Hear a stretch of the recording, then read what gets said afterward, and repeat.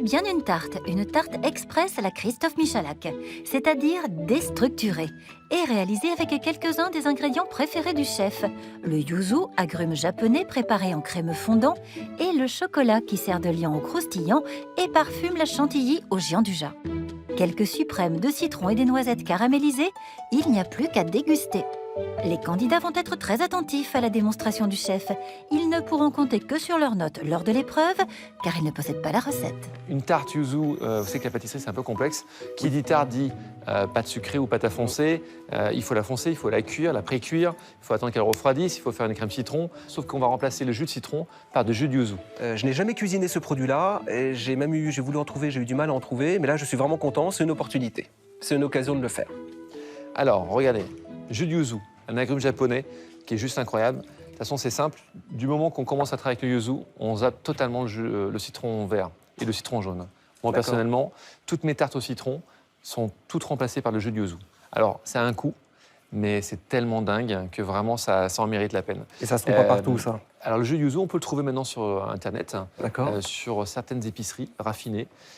Puis, au pire, si on n'en a pas, ben, voilà, on fait un mix de jus de citron jaune, 80% on va dire, et 20% de jus de citron vert. D'accord. Je rajoute mon sucre semoule. Je vais tout mélanger ensemble. Je rajoute un peu de lait qui va adoucir un petit peu cette tarte. Vous avez de la chance, j'ai déjà préparé des zestes de citron vert. Donc c'est un citron vert. Et au lieu de le zester à la microplane, eh bien je le zeste à l'économe. D'accord. D'accord. Voilà, je mélange tout ça. Hop là. Je vais casser mes 3 œufs à l'intérieur.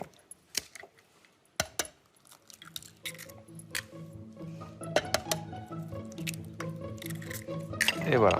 Jus de yuzu, zeste de citron vert, lait, œufs et sucre semoule sont bien mélangés. Le chef met le tout à chauffer doucement pour ne pas brusquer la cuisson des œufs. Voilà, donc je reste bien devant. Je prends le temps de bien la faire parce que c'est vraiment cette crème qui va être primordiale. D'accord. Qui dit tarte au citron yuzu, dit crème yuzu. Donc on va faire attention de ne pas la louper. Pour cela, il faut être patient et remuer constamment. Je fais attention et ça commence à... Lorsque je remue, ça commence à se figer. Donc là, j'arrive pas loin de la coagulation. Je vais attendre le premier frémissement, donc on y est presque. Hop, on y est presque. Tenez. Vous voyez, hop, et on s'arrête. D'accord. D'accord. Voilà. L'astuce du chef. On a très peu de temps, donc je vais verser le tout comme ceci. Hop là.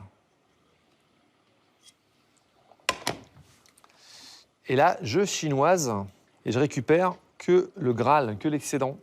D'accord. Le fait de passer le tout comme ceci au tamis, ça m'évite aussi de... Vous voyez, il y a toujours des résidus d'œufs mal coagulés. En tout cas, voilà. Tous les résidus, hop, je les garde comme ceci. Par contre, n'hésitez pas à bien presser comme ça, parce que là, Les saveurs qui on restent. récupère toutes les saveurs. Bravo, le gars. Hop. Paf, paf. Et voilà. Enfin presque, car pour terminer ce crémeux, il faut encore ajouter du beurre coupé en dés que le chef récupère au réfrigérateur. Et là, ce qui est intéressant, c'est qu'on va ajouter tout doucement nos cubes de beurre en 3 fois. Et on va faire une sorte d'émulsion, tout simplement. Comme une émulsion au beurre blanc. Ouais. Donc on va accélérer un peu la prise. Hop, et c'est la machine qui travaille pour nous.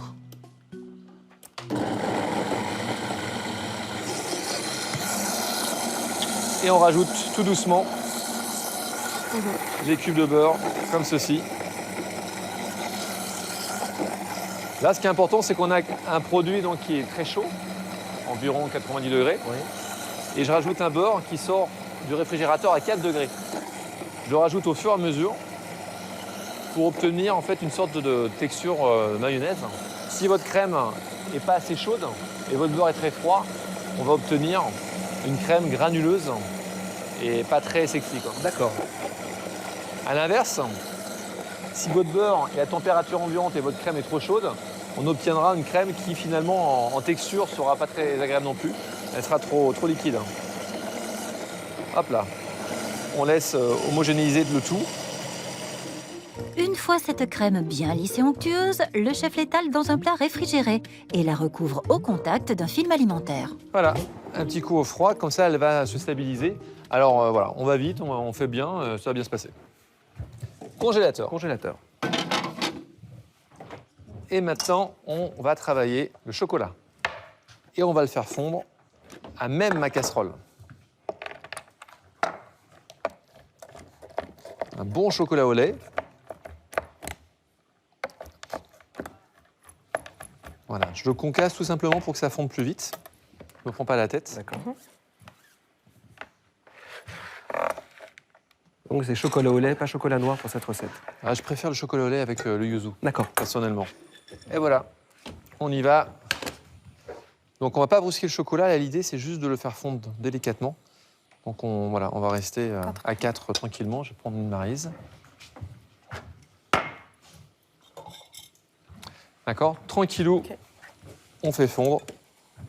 Alors on fait attention surtout de ne pas cuire le chocolat. Donc là je fais très attention, l'idée c'est vraiment juste de fondre légèrement. Donc on reste tranquille.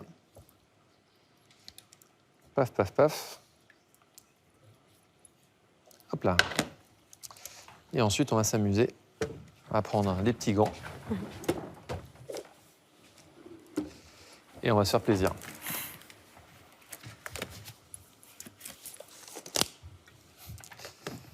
Hop là. Et voilà. C'est parti, mon kiki. Donc le chocolat, vous voyez, il faut qu'il soit fondu. D'accord. D'accord. Même s'il y aurait des petits morceaux, ça devrait le faire. Hop. Le chocolat est fondu.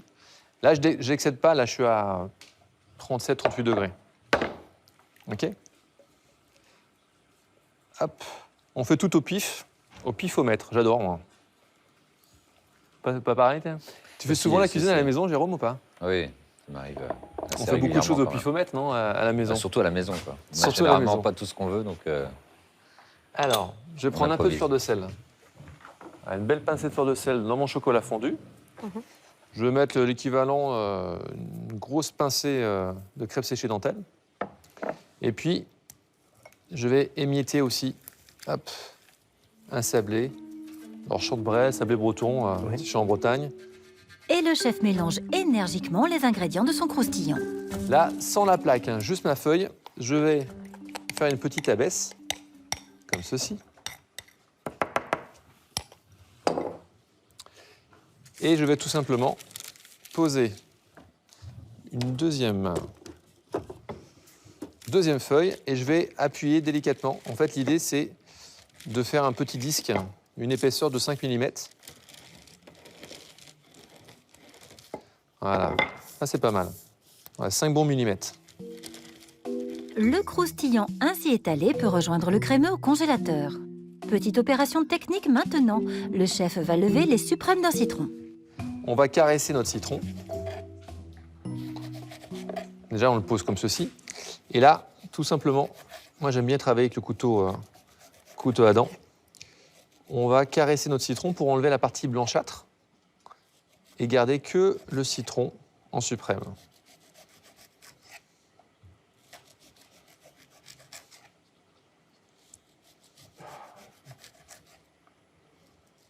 Alors, n'hésitez pas à enlever toute la partie blanchâtre qui est en fait le zeste, Qui est un peu amer. voilà, et qui est pas du tout intéressante pour nous. Voilà, vous voyez, toute la partie blanche, je l'enlève délicatement. Alors nous, pâtissiers, on n'a jamais des couteaux qui coupent très bien. C'est pour ça que je prends toujours les couteaux à dents. D'accord. Ensuite, le chef tranche finement le long des membranes de chaque quartier et retire la chair.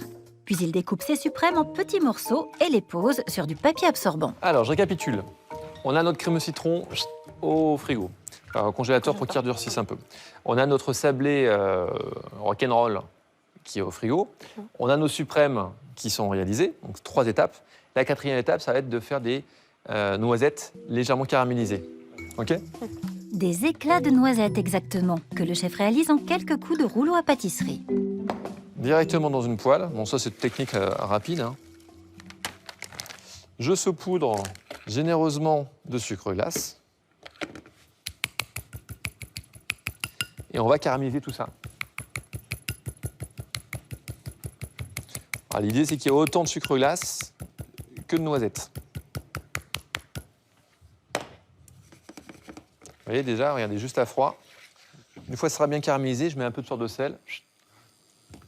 Et on va débarrasser et ça sera parfait. Vous connaissez cette technique de fruits secs caramélisés? Je regardais vos émissions, mais Oui. pas. Ah, voilà, c'est la Exactement. réponse que j'attendais. Depuis que cette émission existe, je les regarde et ça me plaît d'apprendre des choses. C'est bien ça pour les notes, Olga, c'est très bien ça. Et regardez, en très peu de temps, en fait, ça nous permet de faire des petits fruits secs caramélisés sans se prendre la tête. Regardez, ça prend une couleur caramel, vous voyez, très rapidement. Donc là, je joue avec mon feu. Hein. Voilà. Attention, pas trop caramélisé, sinon vous avez quelque chose de brûlé. Vous voyez, pour enlever la cuisson, je soulève tout simplement. D'accord? D'accord. Voilà. Hein. Voilà, là, ça me suffit. Je veux quelque chose de caramélisé, mais pas trop brûlé non plus. D'accord. Un peu de fleur de sel et les noisettes caramélisées partent au réfrigérateur cette fois, où le chef récupère les ingrédients pour une chantilly dont il a le secret. Maintenant, je vous ai préparé une petite crème chantilly au Jean-Dujart. C'est tout simplement un Jean-Dujart à la noisette. J'ai fait bouillir de la crème, j'ai versé sur mon Jean-Dujart de noisette, une petite pincée de fleur de sel mixée, 24 heures de frigo. Regardez, votre crème chantilly, elle est là. Oui. Et on va monter le tout. Alors, on va pas s'exciter, j'ai pas besoin de grand-chose. Voilà, je vais juste prendre la moitié. Et là, en fait, on va pas remuer comme ça ou comme ça, comme je le vois très souvent. On va tout simplement le pencher d'un côté. C'est comme des œufs brouillés, c'est le poignet qui travaille. D'accord. D'accord? Le foisonnement est beaucoup plus important comme ceci que lorsque vous le faites avec un mouvement circulaire.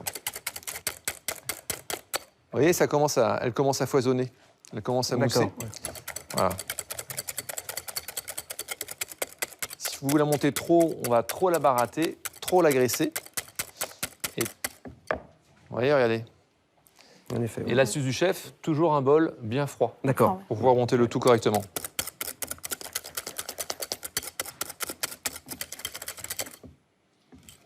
Regardez. Ça tient dans le fouet, Oui. ça reste encore un peu souple. C'est prêt pour la poche à douille. Le chef a préparé la crème en amont pour les candidats, mais il ne nous oublie pas. Alors, je reviens au Jean-Dujart. Le Jean-Dujart, c'est quoi? Vous pouvez faire ça à la maison, c'est 100 g de noisettes bien grillées, avec 100 g de chocolat au lait D'accord. et 100 g de sucre glace. D'accord? En général, on mixe les noisettes avec le sucre glace. Quand c'est bien mixé, on rajoute le chocolat au lait fondu, un peu de fleur de sel, et ça vous fait une masse compacte qu'on appelle le D'accord. Jean-Dujart. C'était parfaitement clair. On va tout de suite en faire pour nos tartines du goûter. Mais avant, on admire le dressage du chef qui réunit pour cela tous les ingrédients et récipients nécessaires. Voilà, j'ai décidé de dresser mon dessert en fait dans une sphère translucide, comme ça. C'est plutôt rigolo. Oui. Là, regardez, j'enlève papier d'un côté et papier de l'autre côté. Je vais en porte-piécer.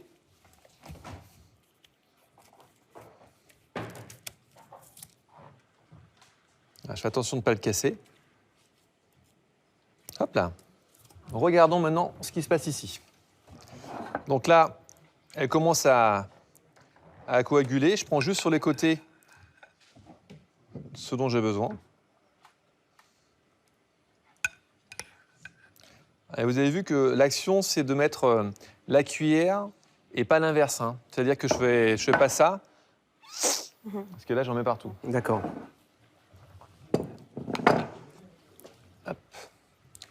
Alors, notre sablé. On va essayer de le poser comme ça. Là, pour faire une petite... créer un peu d'air. Voilà. Vous voyez ce que je veux dire? Mhm. Pour qu'il y ait un petit support, voilà, je le mets comme ceci. Et là, hop, je vais faire voilà, des petites boules.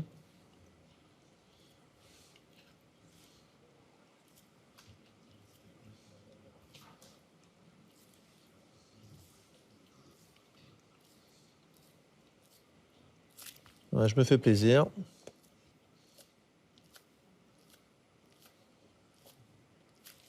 Voilà. un peu de citron.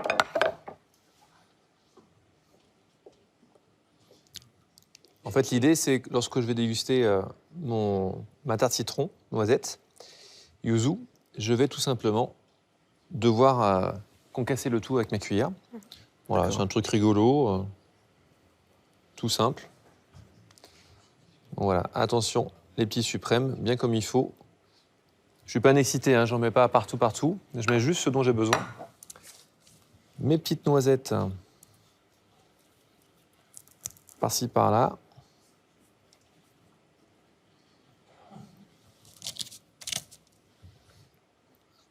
Voilà, un peu de finesse. Ça, on peut vraiment se le faire au dernier moment. Et un tout petit chouille de citron vert. On dresse la finalité.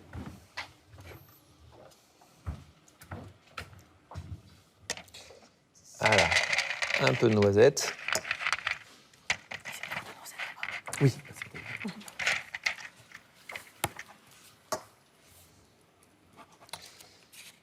Voilà. On ferme le tout. Et voilà, ça vous fait une petite tarte citron rigolote. Yuzu, citron et noisette. Ça vous va? C'est tout bon pour vous? C'est tout bon. Ok, allez. moins de 30 minutes. Facile, easy. Je crois que l'ensemble de cette tarte, ça va être pétillant, plein de saveurs, plein de goût et de mélange de textures. Ça apporte une touche d'originalité du Christophe Michalak. La principale difficulté pour moi, ça va être, j'en ai 3 finalement, la gestion du temps, les suprêmes de citron et le dressage avec les petites boules de crème fouettée. Allez, à vous de jouer. On retrouvera cette recette sur France2.fr. 30 minutes. Let's go. C'est parti. Merci.